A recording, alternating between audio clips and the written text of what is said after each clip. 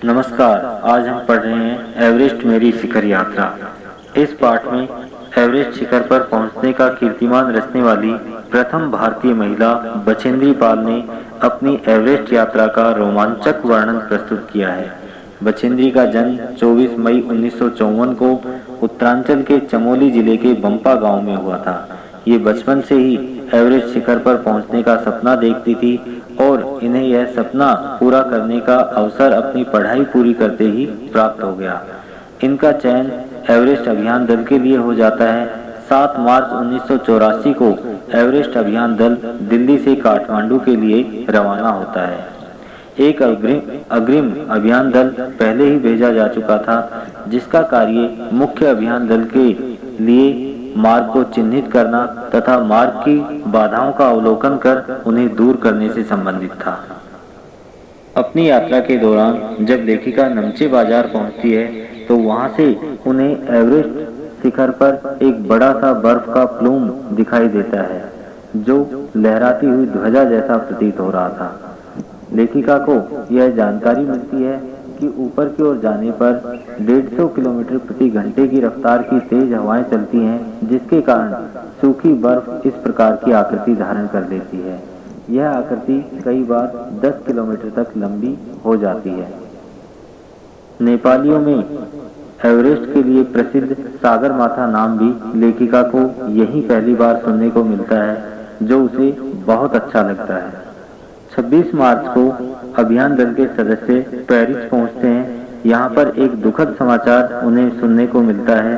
हिमस्खलन के कारण उनसे आगे चलने वाले एक अभियान दल के 16 सदस्यों में से एक सदस्य की मृत्यु हो जाती है और 4 सदस्य घायल हो जाते हैं।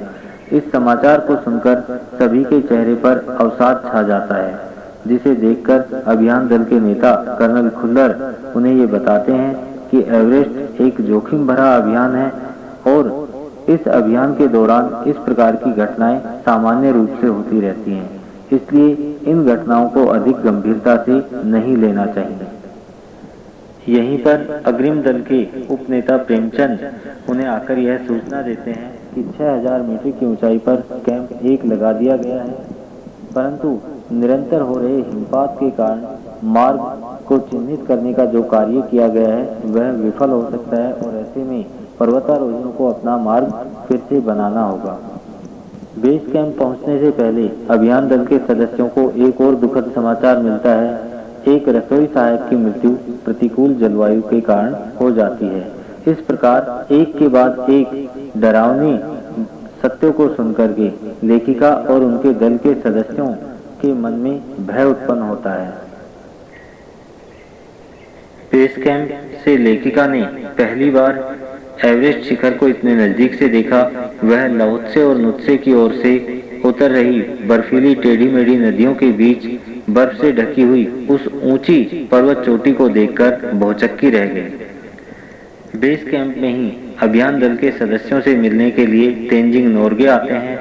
लेखिका उन्हें अपना परिचय यह कहकर के देती है कि वह बिल्कुल नौसिखिया है।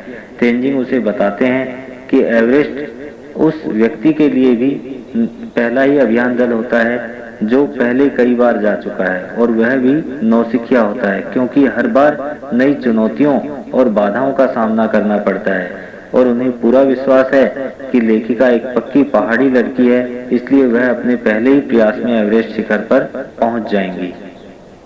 यहीं पर मीनू मेहता अभियान दल के सदस्यों को तकनीकी जानकारियां देती हैं। वे एल्युमिनियम की सीढ़ियों से पुलों के बनाने तथा रस्सियों के सहारे पहाड़ों पर चढ़ने से संबंधित जानकारियां अभियान दल के सदस्यों को देती हैं। तीसरे दिन रीता गोम्बू के साथ बछेंद्री कैंप 1 पहुंच गई और उन्होंने वॉकी टॉकी से कर्नल खुल्लर को इसकी सूचना दी। कर्नल खुल्लर बहुत खुश हुए क्योंकि कैंप 1 तक पहुंचने वाली वे 2 महिलाएं थीं। 29 अप्रैल को अंगदोरजी, लोपसांग व गगन बिस्सा ने साउथ पोल पहुंचकर कैंप 4 लगाया। यह पृथ्वी की सबसे कठोरतम जगहों में से एक मानी जाती है। 15-16 मई 1984 को लाओत्से की सीधी ढलान पर कैंप 3 लगाया गया। इस कैंप में रात्रि में जब लेखिका और उनके दल के 10 सदस्य आराम कर रहे थे तो लाओत्से की ओर से हिमस्खलन होने लगता है। उनकी बर्फ की चट्टानें आकर के उनके टेंट को पूरी तरीके से तबाह कर देती हैं और लेखिका बर्फ के नीचे दब जाती है। लेकिन उसी समय लोब्सांग अपनी स्विस छुरी से तेजी से बर्फ को काटते हुए अपने दल के सभी सदस्यों को बचा लेते हैं। इस प्रकार यहाँ पर लेखिका ने मृत्यु को काफी करीब से देखा था। दल के सभी पुरुष सदस्य घायल हो जाते हैं, उन्हें बेस कैंप भेज दिया जाता है। केवल लेखिका सुरक्षित बचती है और वह आगे की चढ़ाई जारी रखना चाहती है। यहाँ से लेखिका साउथ पोल पहुंच जाती है और वहां से अगले दिन की चढ़ाई के लिए खाना, कुकिंग गैस और ऑक्सीजन सिलेंडर इकट्ठे करना शुरू कर देती है। दोपहर बाद लेखिका अपने दल के दूसरे सदस्यों की सहायता के लिए नीचे जाकर खाने पीने की चीजें लाने का निर्णय लेती हैं। बर्फीली तेज हवाओं में नीचे जाते हुए जब उन्हें की मिलता है तो वह उन्हें देखकर हक्का बक्का रह जाता है, क्योंकि एक महिला होने के बावजूद वह अपने दल के सदस्यों के लिए इस प्रकार जोखिम उठा करके नीचे जा रही थी और खाने पीने की चीजें ला रही थी।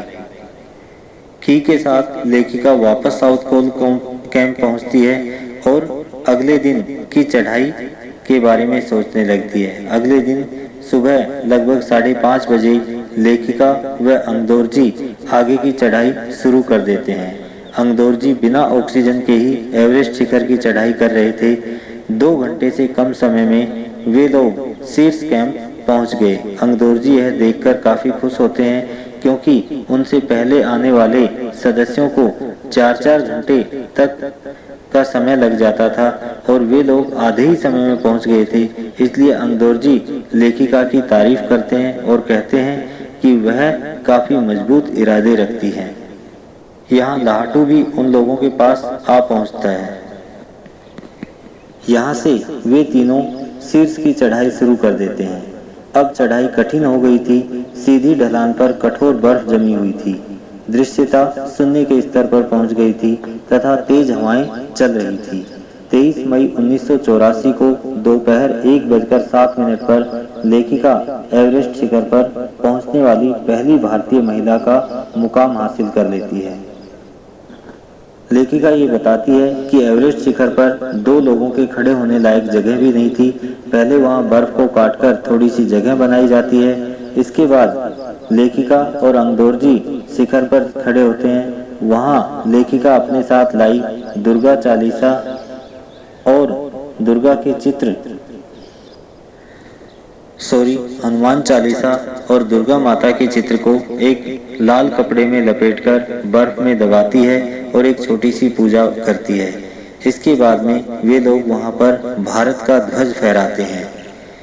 लाहटू भी वहां पहुंच जाता है और वह वॉकी टॉकी से कर्नल खुल्लर से बात करवाता है। कर्नल खुल्लर लेखिका को बधाई देते हैं और कहते हैं कि उन्हें लेखिका पर गर्व है और अब जब लेखिका वापस लौटेगी तो वह एक नई दुनिया में कदम रखेगी। वो दुनिया लेखिका के सम्मान में अपनी आंखें बिछाए हुए मिलेगी।